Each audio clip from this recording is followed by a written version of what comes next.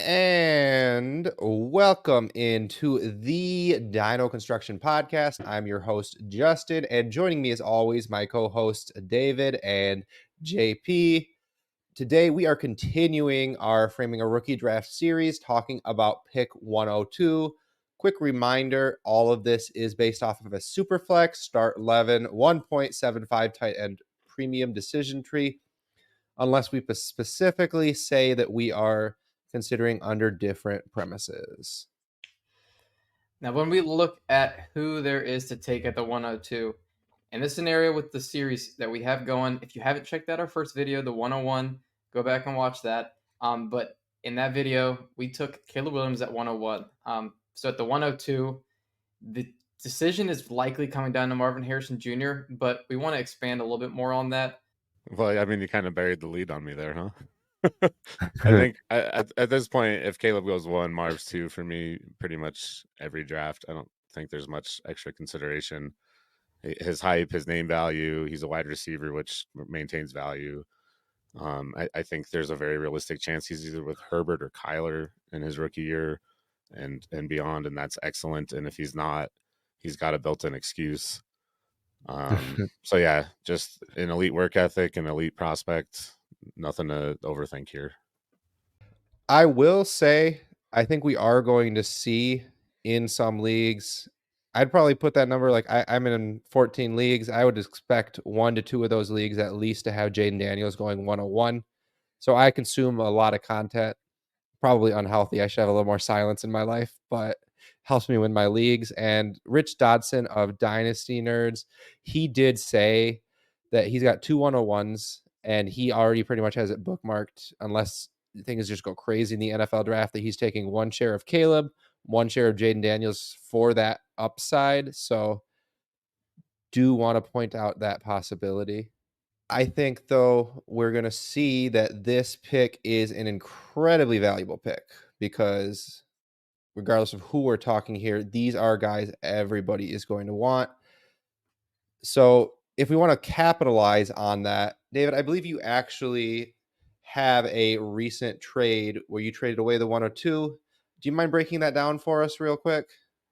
Yeah, sure. It actually goes against my rankings a little bit too. I traded up from 102 to 101 with the intention of taking Marv. I had to add in the 204. It was just a 2-for-1 deal there. I felt comfortable with my quarterbacks. I have Allen and Kyler. No third quarterback yet, but with a strong duo like that, I'm not as concerned about QB3. I had a bunch of extra draft capital. And looking around through my portfolio, I kind of felt like I was blocked at another shot to get Marv. So I started looking to move up from 102, and this is what we settled on. Also, the guy I got it from is an Ohio State fan, so it was not easy. I mean, that extra added context really makes it quite a bit more impressive. If I knew that, I would have celebrated you a little bit more, stealing Marv from a Buckeye. Yes, sir. So we're gonna hop into some rapid fire trades just to get you guys sharpened. Again, these are all coming from dynasty-daddy.com. Great tool that we love to use to get some market ideas. I'm going to start with David first. So we have a start 9, 102 for Lawrence and the 209. Is that a deal? Which side are you taking here? Most times I'm sticking at 102, I think. However, if I do need a quarterback, I would consider Lawrence. I think he's in about the same tier as the 3 rookies. So getting that extra 209, it's something in a start 9, though. It's not much. So I'm probably sticking at 102 in most cases here. When in doubt, stick with the 102 is not a bad play. Are you going to stick with the 102 if I'm offering you Anthony Richardson, JP?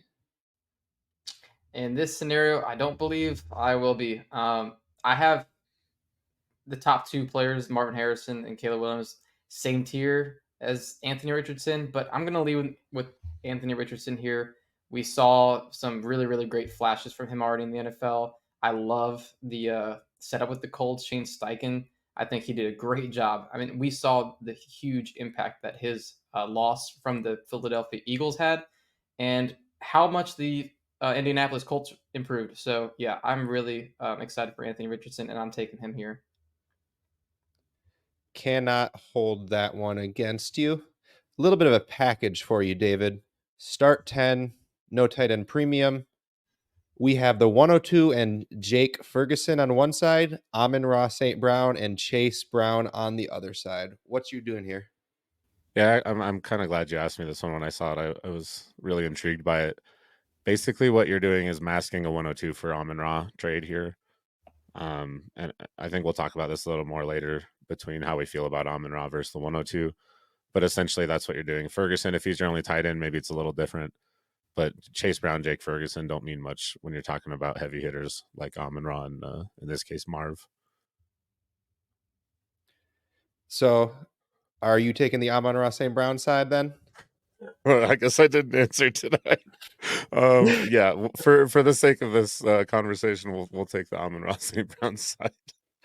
I just love hearing you pick someone other than Marvin Harrison Jr. You know it does me good. Speaking of people having to go against their hearts, my is that an Atlanta Falcons shirt, JP? So in that case, in a start 9, are you taking the 102 and Drake London or CD and the 304? Yeah, this one is really really tough. 102, I'm gonna assume is probably gonna be Marvin Harrison Jr. When you're looking at the community and the market, I mean Marvin Harrison Jr. is about wide receiver 5. Drake London, I mean he has skyrocketed with Kirk Cousins. He's top 10 wide receiver in keep trade cut, top 10 in my rankings. But man, with it being a start 9, it's really really tough because having that high end upside, that high end player like CeeDee Lamb has much more of an impact on a start 9. Oh man, you get the 304 as well on top of CeeDee Lamb, which really doesn't matter here in this scenario. I think I'm slightly leaning the 102 and Drake London. I just think that having 2 top 10 dynasty wide receivers for a top 3 one, man, that is a really tough one. I think it's a really really fair trade, but I'm slightly leaning that way just because of how bullish I am on both London and Marv. Yep, could see that going both ways depending on your depth that you have on your team for sure. So now that you guys have sharpened your acumen a little bit talking about existing trades in real leagues, let's talk about some hypotheticals that we need to consider in constructing our own. So let's just first explore this pick's value, JP. Do you see this as a tier break? I 100% say this as a tier break. When we're talking about Marv and Caleb Williams, and you're dropping down Jaden Daniels and Malik Neighbors, I personally have a big discrepancy in my rankings between those set of players. Um, I really am not going to want to move down from 102 into that range unless I'm getting a really strong return. So what exactly, give me just a quick idea of what that return needs to be for the 102 moving to, let's say, the 103, the 104, and the 105. Just start 11. Give me a quick idea. Yeah, I mean, you said all 3 of those picks, and I do think that those 3 players are very, very close. We did a startup, and they all went within 5 picks. That Drake May, Neighbors, and Jaden Daniels. But for me to move down into that range, man, it's tough. I'm not sure if I would do it for like the 111, 112. It's probably more in that 108, 109 range for me to consider. Um, there's players I just don't think that they have the security that Caleb and Marv has in the upside as well. So yeah, I'm gonna need to have a pretty strong rookie pick. I might consider a future first as well if the team isn't a super team. So yeah, that's kind of what I'm looking at. Yeah, I think I'm willing to tear down just a little bit more aggressively than you are, but I think you have a more view that's in line with the market there as far as just how valuable these picks are. So, David, if you are pursuing a proven stud, what would you be willing to add to go for a consensus top 3 wide receiver in JJ, Chase, or CD if you have a competing team? Yeah, I'm gonna go ahead and add Amon-Ra to this conversation just because I think he belongs there, and we've already given an example with him, anyways.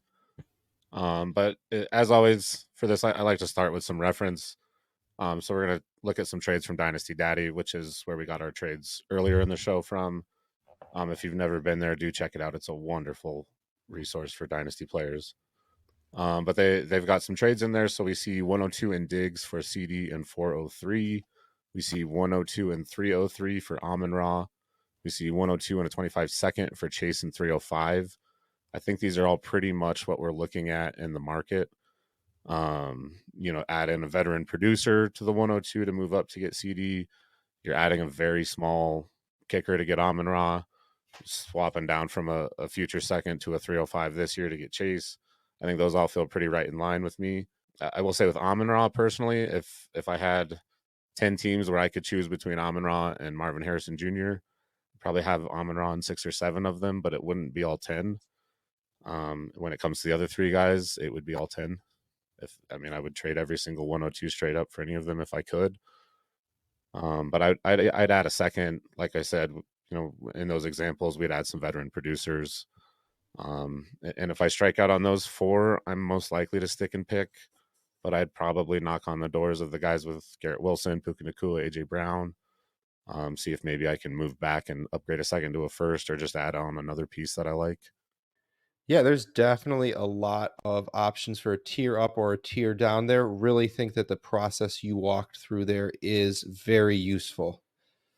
However, we cannot always end up making a trade that is in the best interest of our dynasty team. And when that happens and we take a look at our draft board, we have only Caleb Williams off the board so far. And we have to make a selection. Nobody is coming to us with value. I'm going to move to you first, David, because I know you want a soapbox. Who are you taking here at the 102? Yeah, I'll make it quick. We've already said a lot about him. Honestly, not sure what else can be said. He's the best wide receiver from wide receiver U. He's the son of a Hall of Famer. And if he's there at 102, you should pick him. Just going to expand on that. Yeah, I think it's Marvin Harrison Jr. as well. He's the clear top rookie wide receiver in this draft for me. The amount that he was double covered in college is pretty absurd, and he was still hyper productive as a sophomore wide receiver. Should have won Bolitnikov, arguably. Won it his junior year. He's one of the hardest workers, one of the best technicians coming into the league. He's expected to be a top 10, top 12 producer in the redraft right away. Yeah, it's Marvin Harrison Jr. for me. Yeah, I'm going to really go against the grain here and pick Marvin Harrison Jr. However, I will say that if Marv goes 101, I'm not 100% sold that I'm penciling in Caleb over Jaden Daniels, scoring format dependent. There's a possibility any points per carry, 4-point passing touchdown that I could be seeing Jaden Daniels going over him.